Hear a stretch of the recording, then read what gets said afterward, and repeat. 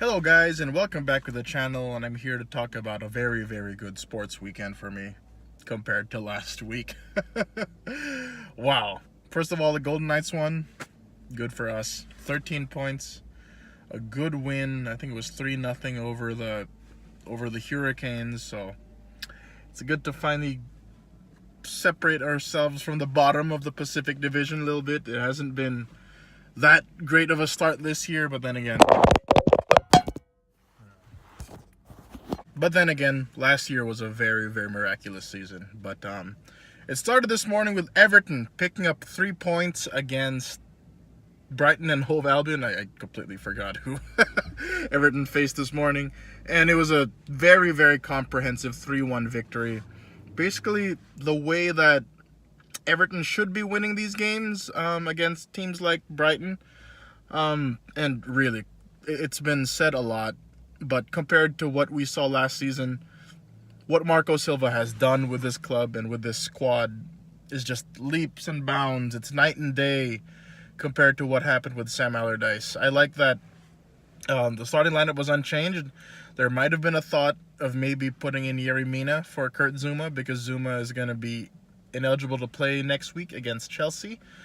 But Zuma kept his place along with Jordan Pickford in the back, alongside Michael Keane at the center of the defense. Luka Dean, Seamus Coleman, who we will get to later.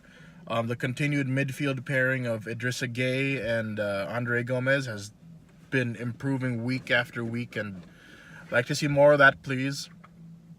And the front four unchanged again. Gylfi Sigurdsson under the striker, then to the left Bernard, up top to Richarlison, who has finally gotten his shooting boots back. It's been a few games since he scored, but good to see him on the score sheet again.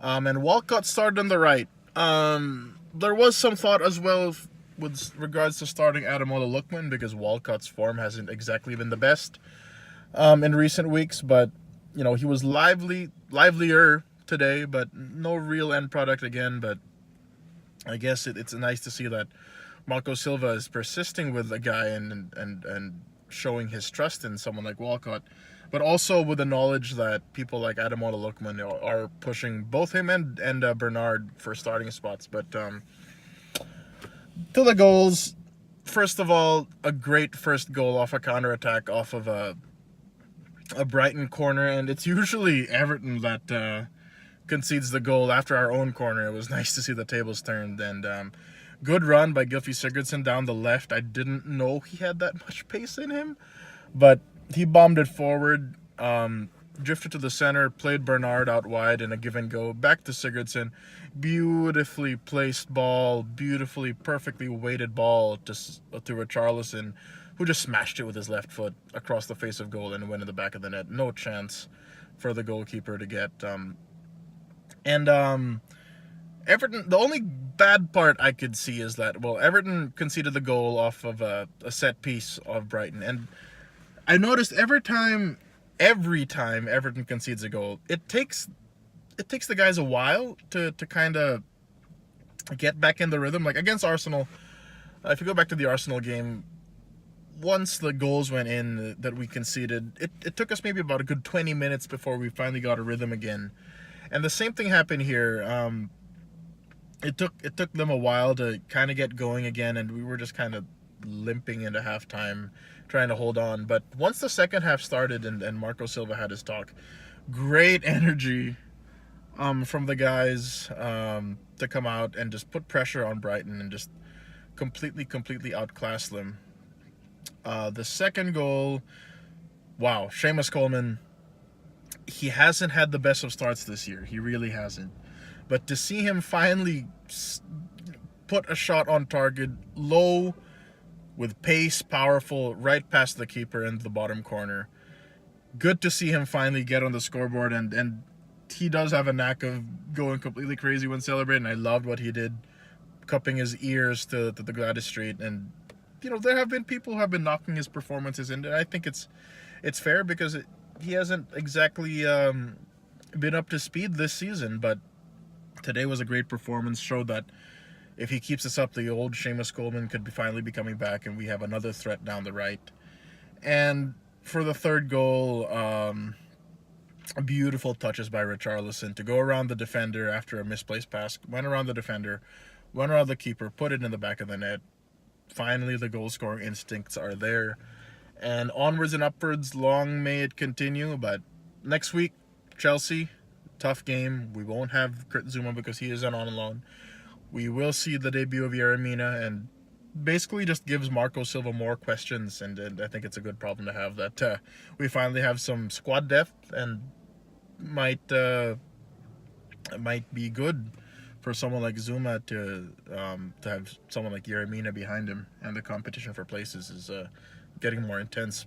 Lastly, in the basketball side, finally, oh my gosh, finally the streak is over. The Lakers finally beat the Portland Trailblazers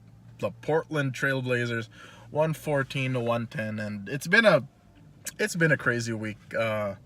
We had that 1-point win against the Mavericks that should have been easier than what happened, but then again, this whole season you can't really be trusting the Lakers to play solid defense, can you? And it is early days. And another good win against the Portland Trailblazers. We were up big, and of course Portland would chip away at the lead, just as I expected while I was watching the game.